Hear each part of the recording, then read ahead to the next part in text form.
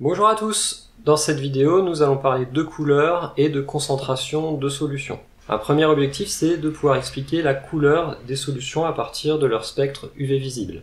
Quand on fait passer de la lumière dans une solution, la lumière peut éventuellement être absorbée par la solution.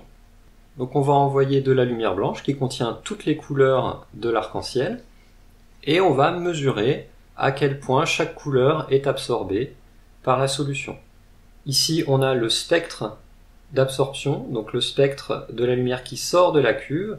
On peut observer qu'on a le vert, le jaune, l'orange et le rouge, mais le bleu et le violet ont été absorbés, ils sont absents du spectre.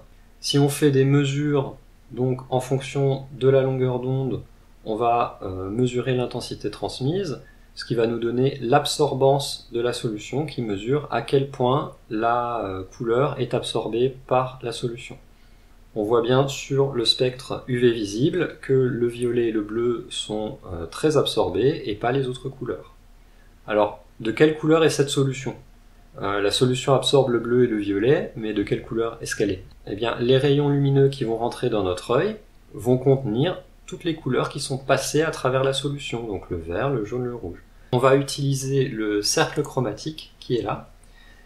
Il suffit de regarder quelle est la longueur d'onde du maximum d'absorbance, donc ici vers 420 nanomètres à peu près, c'est-à-dire on est par ici, et on va en face sur le vert, jaune-vert, cette solution est jaune-vert.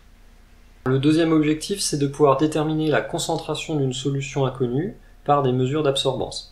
Donc ce qu'on va faire, c'est qu'on va préparer une échelle de teinte, c'est-à-dire des solutions de moins en moins concentrées, qu'on obtient habituellement par dilution, et on va réaliser des mesures d'absorbance sur ces solutions.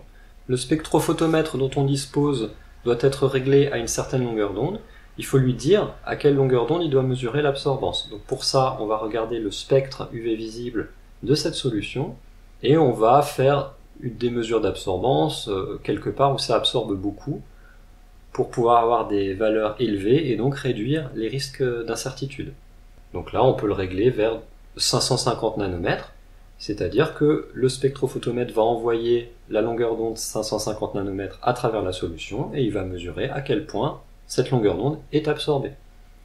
Évidemment, plus la concentration est faible et plus l'absorbance va être petite, on va donc réaliser des mesures sur chaque solution et on va se servir de ces mesures pour faire la courbe d'étalonnage A en fonction de C.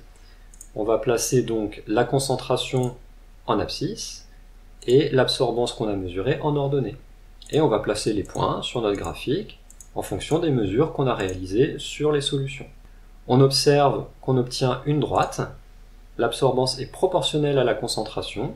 On va se servir de cette droite pour trouver la concentration d'une solution inconnue. Pour cela, il suffit de mesurer son absorbance, puis on va reporter jusqu'à la courbe et on va trouver la concentration de la solution inconnue. On peut aussi utiliser une méthode plus calculatoire. Comme A et C sont proportionnels, eh bien on peut écrire que A égale K fois C avec K une constante. La concentration est en mol par litre, donc la constante sera en litres par mol, puisque A n'a pas d'unité. Cette constante, c'est le coefficient directeur de la droite. Donc si on a tracé la droite d'étalonnage, eh bien on peut calculer son coefficient directeur. Une fois qu'on l'a fait, il suffit comme tout à l'heure de mesurer l'absorbance de la solution inconnue, et puis ensuite on va faire A divisé par K pour trouver la concentration.